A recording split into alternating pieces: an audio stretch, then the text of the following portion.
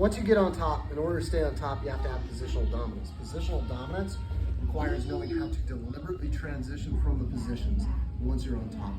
One drill that we do that is called the clock drill. It's very slow, it's very deliberate. No gaps, right? Because when we talk conceptually about escaping, it's about using kazushi and off balancing to create a gap that you can exploit. And so we want to be very deliberate in how we do that. This is a good warm-up drill. It's very slow, soft warm-up drill in order to practice no gaps on top. We call it the clock drill. Coach Tom's going to be down. And I take a low mount position. So when I'm on a low mount position, I'm not just sitting here loose, right? I can actually feel tension between my thighs, my hamstrings, my heels, my belly, and Coach Tom.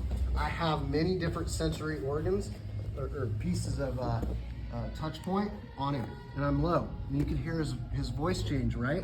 So I want to go from here, position one, I want to dismount. So one of the things I need to do is unlace my leg, kick it flat down. See how my hip's driving down? I bring my body over. I like to hold on.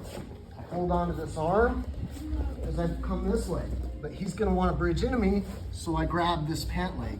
And then I grab this leg here, all right? So I have both his legs. I'm now in reverse case of gatame. So please go to the other side.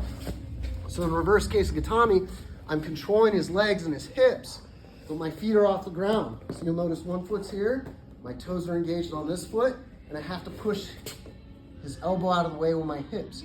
This creates some space.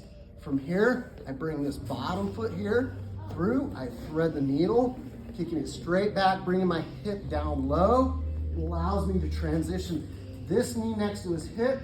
This arm comes over, traps.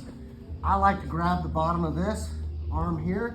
This arm here comes, brings his tricep out of the way, and I bring my torso up. And I gable grip.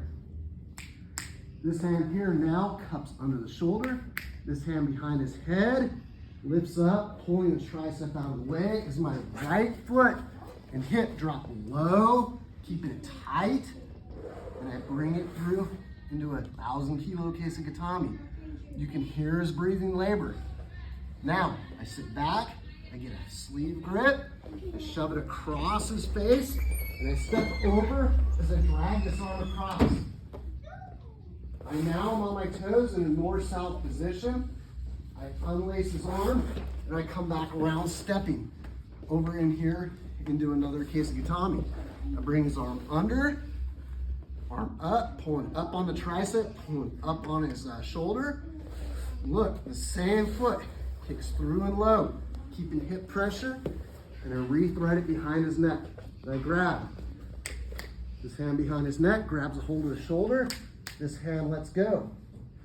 I grab over here, I go to reverse case gatame, and then drive my hand across.